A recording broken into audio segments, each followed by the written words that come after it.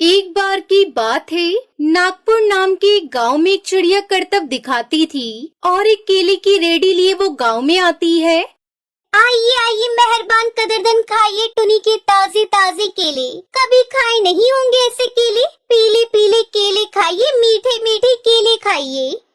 ये कहकर टूनी पंखों में 4 केले लिए उन्हें सर्कल में जोर जोर से हवा में उछालती हुई करतब दिखाती है, जिसे देखकर गांव के सारे बच्चे अपनी अपनी मम्मी पापा से उस चिड़िया के पास जाने की जिद करने लग जाते हैं। पापा, ऐसा सर्कस तो बॉल से होता है ना, ये आंटी तो केले से कर रही हैं। चलिए ना पापा, देखते हैं।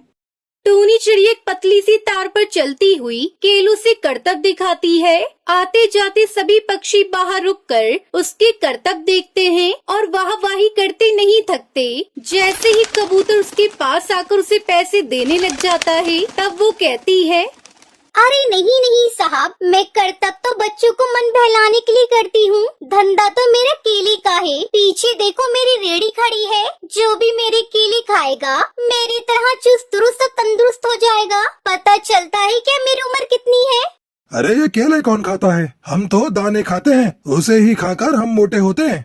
ये ऐसे वैसे केले नहीं है साहब, ये शरीर में गर्मी देते हैं, ठंड को दूर भगाए और आपको खूब ताकत देते हैं और पक्षियों को स्वस्थ रखते हैं। पापा जो भी हो, मुझे तो केले चाहिए। अगर मुझे केले नहीं मिले तो मैं घर नहीं जाऊंगा। गोलू के जिद के आगे बंटी हार जाता है और उसे केले खरीद कर दे देता है। गोलू खुश होकर केले घर ले आता है और उसे खाने लगता है। अब मैं भी करतब करूंगा, कितना मजा आएगा। ये कहकर वो पहला केला खत्म भी नहीं करता कि वो बेहोश हो जाता है। दूसरे केले से काला धुआं बाहर आता है और भूतिया टूनी चिड़िया की आत्मा बाहर निकलती है। मेरी भूतिया केले बच्ची न खाए, ऐसा हो नहीं सकता। नागपुर वालों कब तक बचोगे? आ गई हूँ मैं टूनी, जिसका कोई नहीं कर सकता सामना। भूतिया टूनी चिड़िया की आत्मा गोलू को गोद में उठाकर काले धुएं में गायब हो जाती है। शाम के समय बंटी कबूतर घर लौटता है और गोलू को घर में न पाकर अपनी माँ से कहता है, माँ गोलू कहाँ है? अरे बेटा, उसे तो तू सुबह करतब दिखाने ले गया था ना, फिर कहाँ वापस आए तुम दोनों? मुझे लगा तू उसे अपने साथ मंडी ले गया होगा। हे भगवान, मेरा बच्चा कहाँ गया? मैं उसे घर ही तो छोड़कर गया था माँ। बंटी गांव के हर कोने में अपने बेटे को ढूंढता है, पर उसे वो कहीं नहीं मिलता। अगली सुबह टूनी फिर से करतब दिखाने आती है और इस बार गोलू की तरह कालू केले खरीद लेता है और वो केले खाता है और पहला केला आधा खत्म भी नहीं करता कि भूतिया टूनी चिड़िया की आत्मा उसके सामने आ जाती है। मेरे साथ चलने का समय आ गया है कालू, ये तो बस शुरुआत है। अब इस गांव के सारे बच्चे धीरे धीरे मेरे कब्जे में होंगे, एक बच्चा भी नहीं बचेगा।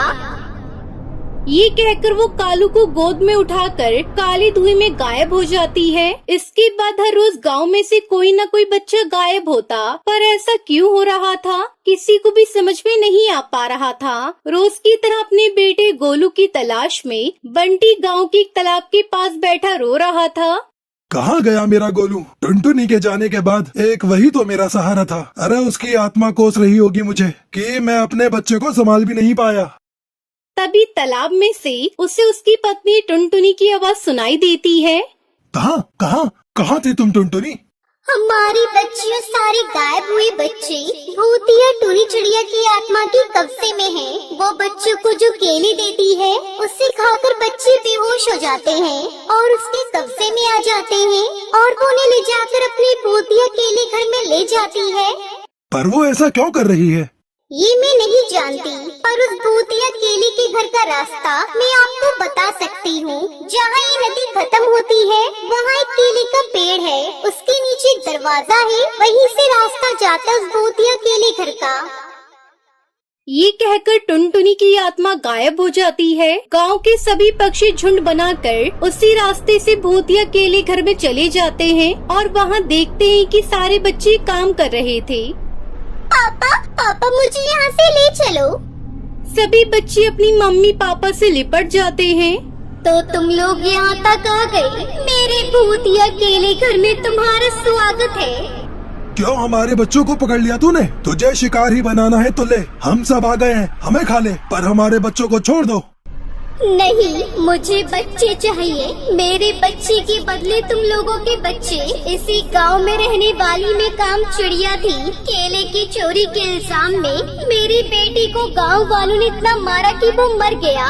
उसी दिन मैंने ठान लिया कि गांव वालों का भी वही हाल करूंगी। कुछ दिन बाद उसके चले जाने के दुख में मैं भी मर गई और मेरी भटकती आत्मा एक भूत या टूनी चिड़िया की आत्मा के रूप में बन गई। और फिर मैंने बदला लिया तुम सबके बच्चे छीन कर। जब तुम बर्दाश्त नहीं कर पाए तो सोचो मुझ पर क्या बीती होगी।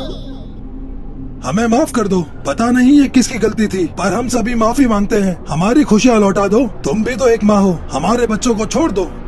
गांव वालों की बात सुनकर भूतिया टूनी चिड़िया की आत्मा का मन पिघल जाता है और वो बच्चों को छोड़ देती है। उसके बाद बच्चों के लिए जादुई केले का घर बन जाता है। अब कोई भी बच्चा कभी भी वहाँ जा सकता था। मायापुर नाम का एक भूतिया लोक था, जहाँ टुनटुनी नाम की एक भूतिया चिड़िया की आत्मा रहती थी। टुनटुनी की हाइट बहुत ज्यादा लंबी थी, इसलिए बाकी भूतिया पक्षी अक्सर उसका मजाक बनाया करते थे। इसकी अम्मा ने जरूर बचपन में इसकी टांगे पकड़कर खींची होंगी, इसलिए इतनी लंबी है। जब इसकी शादी होगी तो पक्षी को सीढ़ी लगाकर इसके गले में वरमाला डालनी पड़ेगी। भूतिया टुनटुनी चिड़िया की आत्मा को इस तरह के तानों से बहुत दुख होता था।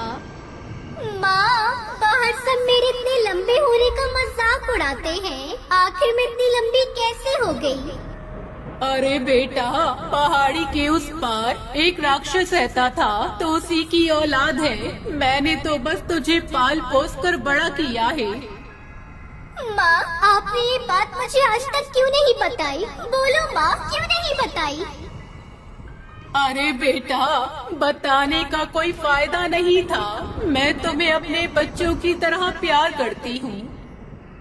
माँ, मेरी लंबाई के कारण मेरी शादी भी नहीं हो पाएगी। मैं क्या करूँगी माँ, बताइए मुझे।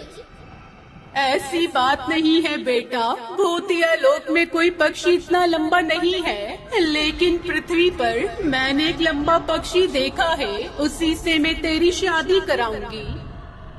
भूतिया टुनटुनी चिड़िया की आत्मा की शादी पृथ्वी पर रहने वाले कालू से हो जाती है। कालू भी टुनटुनी के बराबर लंबा था।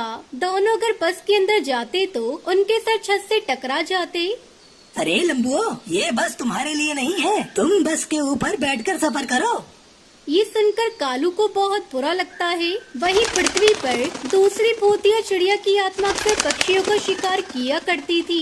कालू कोई के गांव में एक बहुत ऊंची पानी की टंकी थी। अक्सर पक्षी उसके ऊपर चढ़कर बैठ जाते थे और बातें किया करते थे।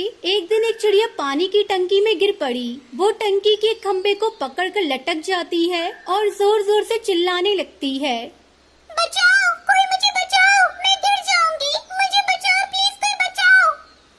अरे कोई मेरे दोस्त को बचाओ, अगर वो मर गई तो मैं भी टंकी से कूदकर जान दे दूंगा। कोई बचाओ मेरे दोस्त को। वाटर टैंक के आसपास गांव के पक्षियों की भीड़ लग जाती है, लेकिन कोई भी चिड़िया की मदद नहीं कर पा रहा था। कोई मुझे बचाओ, मुझे मेरा हाथ फिसल रहा है, मैं गिर जाऊंगी, मर जाऊंगी, प्लीज मुझे बचा लो। तभी टुनटुनी और कालू वहाँ पहुँच जाते हैं। भूतिया टुनटुनी चिड़िया की आत्मा कहती है, हम लोग उस चिड़िया को बचा सकते हैं, आप लोग चिंता मत करो। कालू टुनटुनी के हाथ चिड़िया तक पहुँच जाते हैं। दोनों चिड़िया को नीचे उतार लेते हैं और उसकी जान बचा लेते हैं। वो चिड़िया गांव की मुखिया की बेटी थी। तुम पक्षियों का बहुत बहुत शुक्रिया। यदि भविष्य में तुम्हें कोई परेशानी हो तो मुझे जरूर बताना, तो मैं तुम्हारी मदद जरूर करूँगा। गांव के पक्षी भूतिया टुनटुनी चिड़िया की आत्मा और कालू को सम्मान की नजर से देखने लगते हैं और उनका मजाक भी उड़ाना बंद कर देते हैं। कालू के घर के पड़ोस में जिगरबाज रहता था। वो गांव में आने वाली भूतिया चिड़िया की आत्मा को पकड़कर जादूगर को बेच देता था। एक रात भूतिया टुनटुनी चिड़िया की आत्मा अपना रूप बदल रही थी, तभी जिगरबाज उसे देख लेता है। अच्छा, कालू की बीवी एक भूत या चिड़िया की आत्मा है। अगर इतनी लंबी भूत या चिड़िया की आत्मा को मैं जादूगर को बेच दूं, तो मुझे ढेर सारे पैसे मिलेंगे।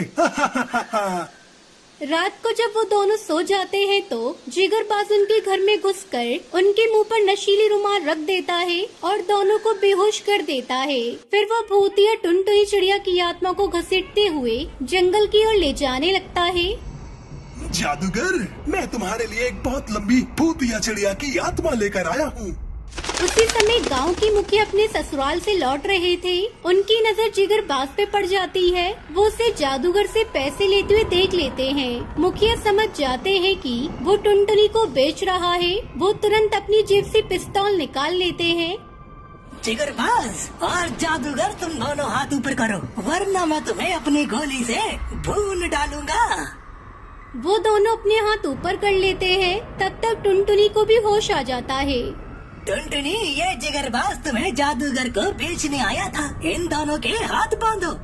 भूतिया टुनटुनी चिड़िया की आत्मा उन दोनों के हाथ बांध देती है। मुखिया उन दोनों को जेल में बंद कर देता है। मेरी जान बचाने के लिए आपका बहुत बहुत शुक्रिया मुखिया जी। तुमने तो मेरी बेटे की जान बचाई थी, इसलिए तुम्हारी जान बचाना मेरा फर्ज था। फिर भूतिया टुनटुनी चिड़िया की आत्मा अपनी लंबाई के साथ अपने पति के साथ खुशी खुशी रहने लगती है।